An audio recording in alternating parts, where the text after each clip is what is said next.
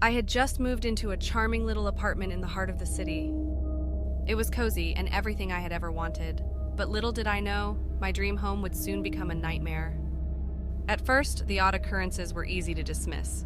Misplaced keys, a flickering light, and the occasional creaking of the floorboards.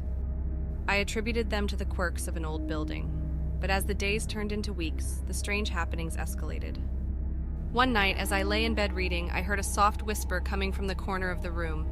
My heart raced as I looked around, convinced I was alone. My mind tried to rationalize it as a draft or my imagination, but the whisper grew louder, more distinct.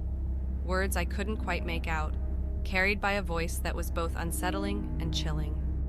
My unease grew with each passing day. I started to feel like I was being watched, especially when I was alone.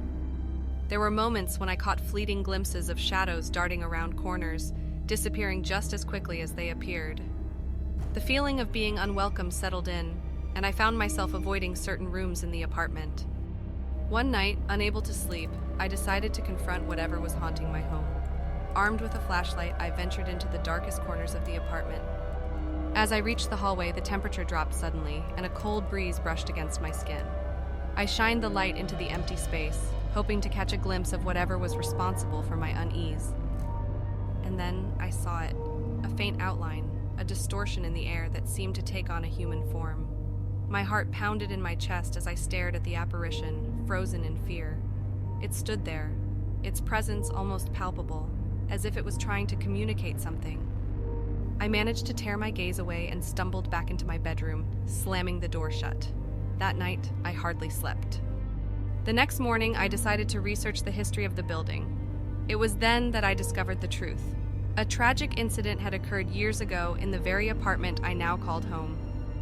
A tenant had died under mysterious circumstances, leaving behind a trail of unanswered questions. Armed with this newfound knowledge, I reached out to a medium in the hopes of finding a way to communicate with the spirit. The medium confirmed my suspicions. The apartment was indeed haunted by the restless spirit of the previous tenant, a soul trapped between worlds. With the medium's guidance, I attempted to communicate with the spirit, hoping to bring closure to its unfinished business. As the seance began, the room grew colder, and a soft whisper filled the air. The medium channeled the spirit's voice, relaying messages of sorrow and longing. Over time, as we continued to communicate, the apartment's atmosphere shifted. The once unseen presence became less malevolent, and I could feel a sense of acceptance and even gratitude. Through our sessions, I learned that the spirit had been seeking forgiveness for a mistake that had led to its untimely death. As the spirit's story was told, a sense of peace settled over the apartment. The strange occurrences ceased, and the feeling of being watched faded away.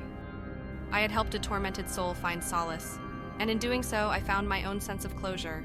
Moving forward, I lived in harmony with the unseen roommate. Though I couldn't see it, I felt its presence from time to time, a gentle reminder that even in the realm of the supernatural, compassion and understanding could bridge the gap between the living and the dead.